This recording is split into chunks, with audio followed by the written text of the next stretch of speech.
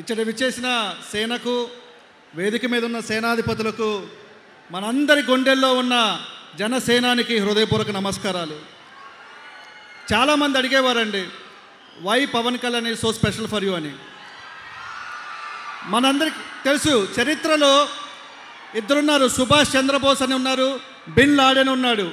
వీరిద్దరు కూడా ఒక సమూహాన్ని ప్రభావితం చేశారు. అయితే ఇద్దరు కూడా ప్రాణత్యాగం చేయమని చెప్పారు. అయితే ఒకరు విముక్తి కోసం ప్రభావితం చేస్తే ఇంకొకరు వినాశనం కోసం ప్రభావితం చేసేవారు. ఇదే చెప్పేవాడిని. సుభాష్ చంద్రబోస్ గారు మన దేశం కోసం ఆజాద్ హింద్ ఫౌజ్ అనే సైన్యాన్ని తయారు చేస్తే, పవన్ కళ్యాణ్ గారు మన రాష్ట్రం కోసం జన సైన్యాన్ని తయారు చేశారు. I am so proud of being Jana Sainik. ఇవన్నీ చెప్తుంటే చాలామందికి అర్థం కాక, భలే పార్టీని సపోర్ట్ చేసేవరా అనేవాళ్ళు కొన్నాళ్ళ క్రితం. కానీ ఇప్పుడు భలే పార్టీని సపోర్ట్ చేశారా, మంచోని తెచ్చారా మాకు అని చెప్పి అంటున్నారు. దీని అంతటికీ కారణం ఎవరు? మన జన సైనికుల నిస్వార్థ నిరంతర కృషి ఎంత కీలక పాత్ర పోషించిందో మనందరి నమ్మకాన్ని నిలబెట్టుకున్న పవన్ కళ్యాణ్ గారికి కూడా అంతే కీలక పాత్ర ఉంది. ఇంకొంతమంది అన్నారు, పిల్లసేన కోతిమూక అని హేళన చేశారు. లంకా దహనం చేసి వానర సేన అని నిరూపించుకున్నాం కదా. ఇప్పుడే ఒకరు చెప్తున్నా చూసాం కదా, ఏమీ పీకలేరు అన్నారు. బోడిగుండు చేసి పంపించాం మనం, అవునా కదా? అయితే అక్కడితో మనం సరిపెట్టుకుందామా?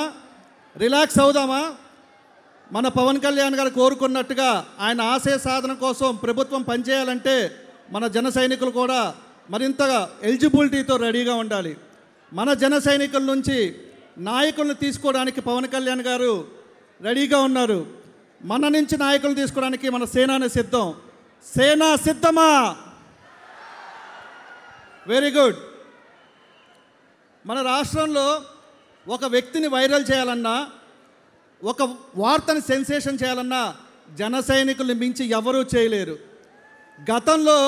గత ప్రభుత్వ వైఫల్యాల్ని ఎండగట్టడానికి మనం ఎంత అగ్రెసివ్గా పనిచేశామో, ఇప్పుడు మన ప్రభుత్వం, మన జనసేన నాయకులు చేస్తున్న మంచి పనులని ప్రజల్లోకి తీసుకెళ్ళడానికి కూడా మనం అంతే గట్టిగా కృషి చేయాలి. చివరిగా నేను ఈ సేనతో సేనాని అనే కార్యక్రమాన్ని తలపెట్టి మాకు అవకాశం ఇచ్చిన సేనానికి ధన్యవాదాలు తెలియచేసుకుంటూ, ఇలాంటి కార్యక్రమాలు మరిన్ని విజయవంతంగా జరగాలని కోరుకుంటూ